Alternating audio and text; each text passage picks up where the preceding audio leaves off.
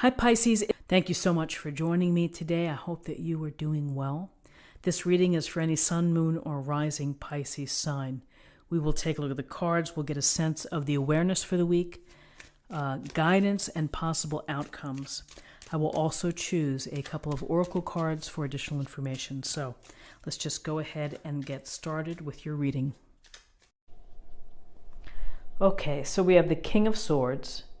We have the Empress, Major Arcana, and we have the World in Reverse, also Major Arcana. So with the King of Swords, we see this guy standing in the library with a book, and it represents his intellectual firepower.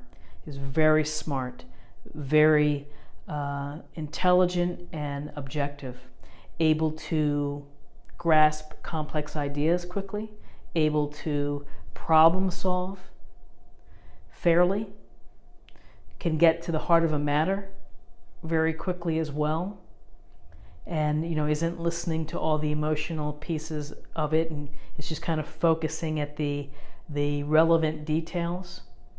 This King of Swords is a master of clear communication and clarity. So Thursday can be a day of clear thinking for you, and maybe that goes toward a problem and trying to solve it. With the King of Swords, there's a sense of doing all of the due diligence and the research to understand both sides of an issue and analyzing it so that a fair judgment or a fair result can be gained. This king is concerned about truth and fairness and may not be the most emotional person, but is objective and relies on intelligence and reason to navigate through life. And so Thursday may be a day where these qualities are needed. Maybe it's someone that you work with who is like this. Often a King of Swords type of person could be a judge, an attorney, an accountant, but someone who really can dig deep in complicated matters and come out and explain it very clearly.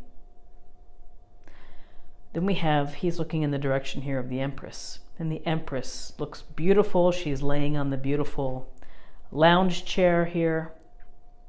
Looks comfortable. And the Empress is really our Mother of Earth. And she's feminine, and she is sensual, and she is about giving birth. Now, whether that's really giving birth to a child or giving birth and the inspiration of ideas and planting the seeds, nurturing them to grow them.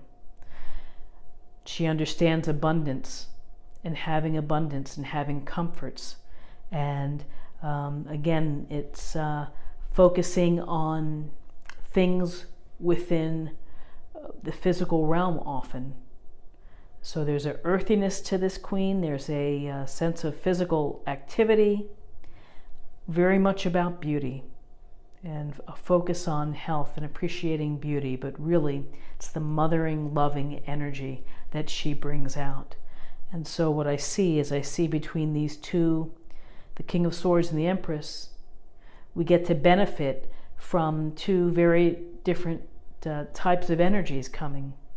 So we have intellectual, objective, rational, clear thinking, and then we have this nurturing touch and this loving touch and this luxuriating moment, like take time to enjoy something that brings you pleasure. This could be work, work, work, and think, think, think, and here's the relax, have fun, enjoy. So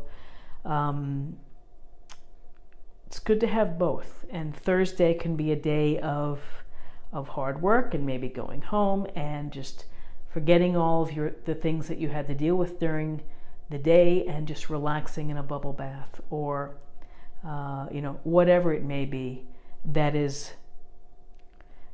creates a sense of pleasure for you.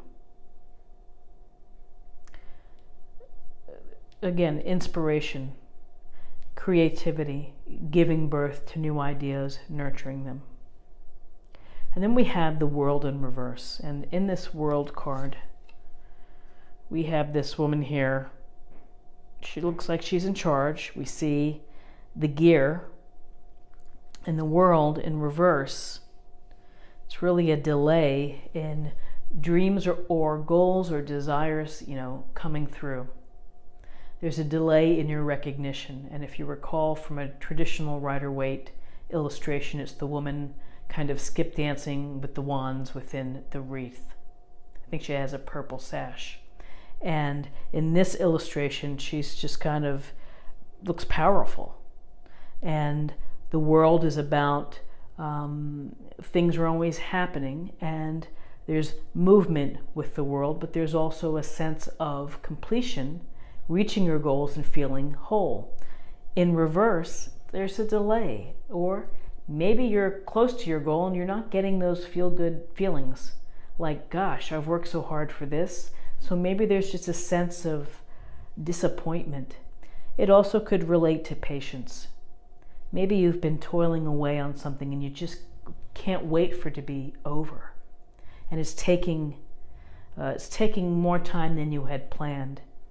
And again, sometimes when that happens, it can create frustration, and when we're frustrated, we want to stop doing things.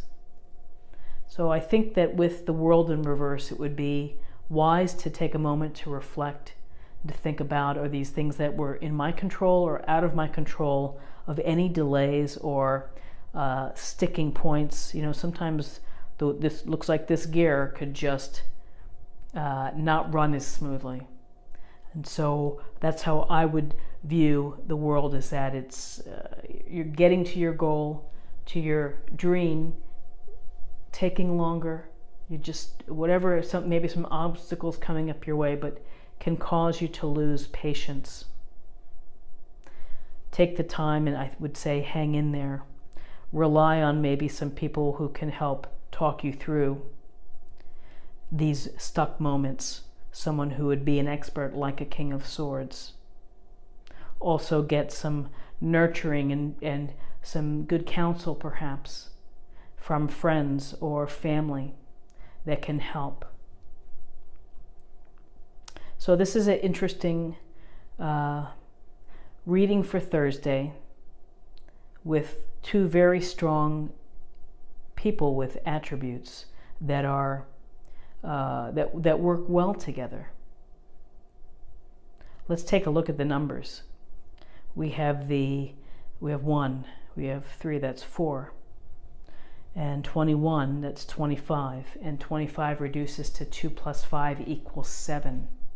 And 7 is about discovery. 7 is about reflection and the mind, gaining knowledge, having knowledge. So Thursday, clarity, compassion, sense of pleasure. Find something that's pleasurable and acknowledge perhaps any delays, but keep at it. Definitely keep at it. And let me go ahead and I will pull an oracle card from the Sacred Oracle deck, Traveler, by Denise Lynn. And we'll see what additional information we can have.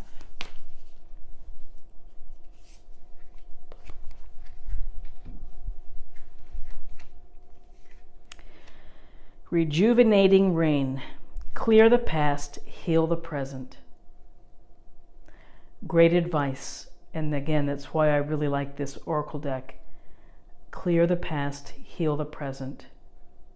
Living in the past and focusing on the past may be informative, but ultimately it is not going to help move you forward within your growth and your journey in life. And so you have to let the past go, because if you're stuck in the past, it's keeping you in a place. It's almost like being in a glass cage. You're just there.